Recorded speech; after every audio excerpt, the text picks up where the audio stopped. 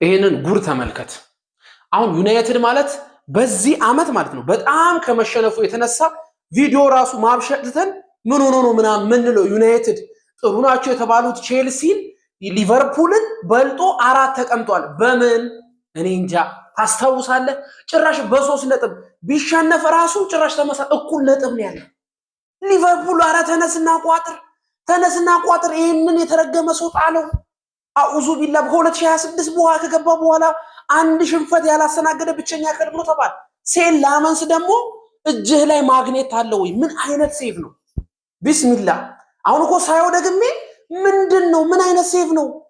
አሁን ደግሞ በቃ ሰበብ ነው የሚፈልጉት። የሳምንቱ ምርጥ ሴቭ ይበለዋል ጂቢ ብለውና እንዴት ሆኖ ነው እዚህ ጋር የመጣው? እኔ እኮ ግራ ገባኝ።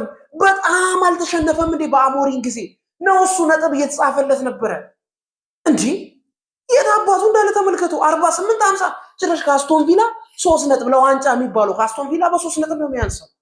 ኤልቢሲኒዮ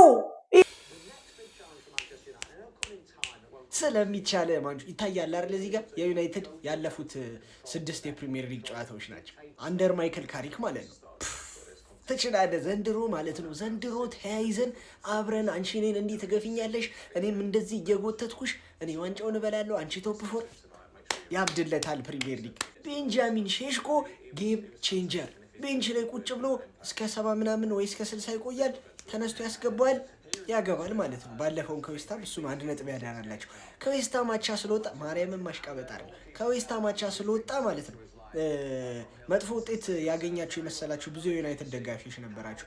ላለመውረድ የሚጫወት ቡድን ማለት ጭራሽ አዌይ ገጥመው እከክ የሆነ ቡድን እኮ እንጂ ካለፉት 6 ጨዋታዎች 5ቱንም አሸንፏል። ያራዳጅ ያሙ ጠምጤሚያም የሆነ ሰውዬ ነው ሲጀመር 5 አሸንፈው እንዳይቆረጡ ያረጋቸው። አንተ ዳመንስ እንዴት ነው የሚችለው? የሆነ ተኩስ የሆነ ኳስ ተመቶበት አዳ ነው በቃ ምን ኮምፎርታብል ነው ሲመታበት ይሄን ያህል አይደረጋግጠው። ፍሪ ኪክ ራሱ አንድ የሚገርም ጋርነር መተውበት ቅጭም ምን ያረጋል። ለማንኛውም ይመቻችሁ። 48 ነጥብ 3 ነጥብ ከቼላውና ከሊቨርፑል ከፍ ብላችኋል። እንዳያሳስበ ያራዳል። ተሸንፈ ቢያሸንፉ ራሱ እኩል ነው የምትሆኑት ነጥብ። ትረጋጋለህ። 4ኛ ሴኪዩርድ እስከ ምሽት አስጠብቆ ተናፍቆ ምሽትህን ሌሊትህን ደስተኛ አድርጎ የሚያስተኛህ ማን ዩናይትድ ብቻ ነው። እስከ ሌሊት አስጠብቆ ጨጓራህን ነው የሚልጥልህ ሌላው ቡድን።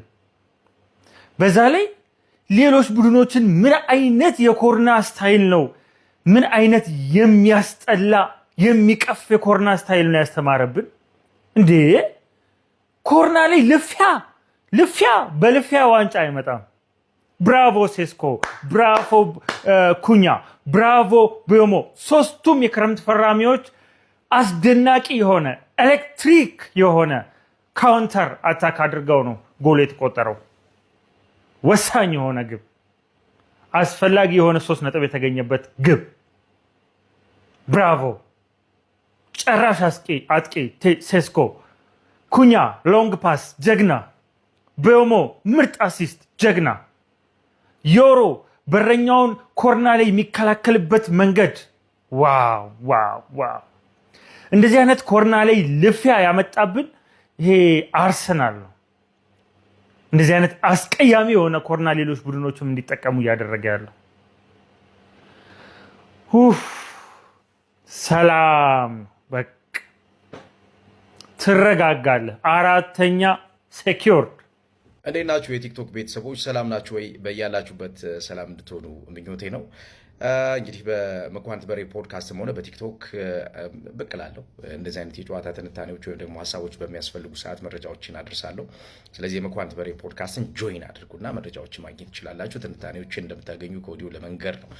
ሁለተኛው የትናንትና የማንቸስተር ዩናይትድ ጨዋታን የተመለከታችሁ ሰዎች በተለይ የቡድን እድገቱ አንዱ ወሳኙ የሚባለው የተጋጣሚ ቡድንን በሜዳ ውስጥ የማሰቢያ ጊዜ ማሳጠር ነው። አሁን ትልቁን ስራ ማይክል ካሪክ እየሰራ የሚገኘው በተለይ ተጋጣሚ ቶሎ እንዲሳሳት የማድረግ ስራዎችን ይሰራል።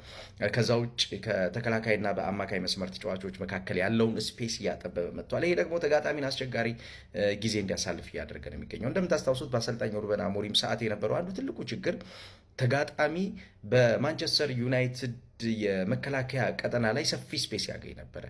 ይሄ ማለት ብዙ የማሰቢያ ጊዜዎች አሉት ማለት ነው። ወይም ደግሞ ለማጥቃት በሚያደርጋቸው ሽግግሮች ውስጥ የሚያጠቃበትን መንገድ በተደራጀና በተሰናሰለ መንገድ እንዲያደርግ ያግዘዋል ማለት ነው። ኢቭን የሪተርን ቦል ሲቹዌሽኖች ወይም ደግሞ የተመላሽ ኳስ ሁኔታዎች የሚባሉት እንኳ ቢኖሩም በነዛ የተመላሽ ኳስ ሁኔታዎች ውስጥ ተመልሰው ማግኘት የሚችሉት ነገር ስላለ ያን ነገር ይጠቀምበት ነበር። አሁን ዩናይትድ ኮምፓክት የሆነ መጥቷል። ትልቁ የዩናይትድ እድገት ያ ነው። በተለይ ሁለቱ ተጫዋቾች የኮቢ ሜይኖ እና የካሲሜሮ መሄድና መመለስ፣ ወደፊት መሄድና ወደኋላ መመለስ የሚፈጥረው የስፔስ ጥበት ተጋጣሚን እንደፈለገ እንዳይጫወት እያደረገው ይገኛል። ያም ሆኖ ግን ትናንት ካያችሁት ሞመንት ያገኙ ነበረ። አንዳንድ የሚፈጠሩላቸው ሁኔታዎች ነበሩና እነዛን ሁኔታዎች ኤቨርተኖች ለመጠቀም ይሞክሩ ነበር፣ ግን እንደፈለጉ በነፃነት የሚያገኙባቸው ወይም ደግሞ የማሰቢያ ጊዜ ኖሯቸው ለማድረግ ሲቸገሩ እየተመለከቱ ነበርና በዩናይትድ ትልቁ ኳሊቲ አሁን ለተጋጣሚ የማሰቢያ ጊዜ ማሳጠር የሚለው ነገር ነው አንዱ ትልቁ ውጤት እያመጣላቸው የሚገኘው። ይህም በተመለከተ ሰፊ የሆነ ሀሳብ በመኳንንት በሬ ፖድካስት ይዤላችሁ ቀርብ ያለው እሱን ገብታችሁ ጆይን አድርጋችሁ መከታተል ትችላላችሁ። ሼር ኮፒ ሊንክ አድርጉት ለሌሎች ሰው። ዩናይትድ እና ሽንፈት ተረሳስተዋል ነው ምላችሁ ጋይስ። እስካሁን ድረስ እንግዲህ አዲሱ የፈረንጆቹ ዓመት ከገባ ምንም አይነት ሽንፈት ያላስተናገደው ቡድን ማንቸስተር ዩናይትድ ሆኖ ቀጥሏል።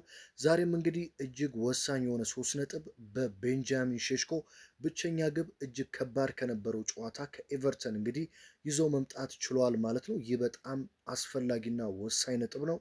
በነገራችን ላይ ቤንጃሚን ሼሽኮ ተነስቶበታል ነው ምላችሁ ጋይስ። ባለፉት 4 ተቀይሮ በገባባቸው ጨዋታዎች እንግዲህ 3 አስደናቂ ግቦችን ማስቆጠር ችሏል።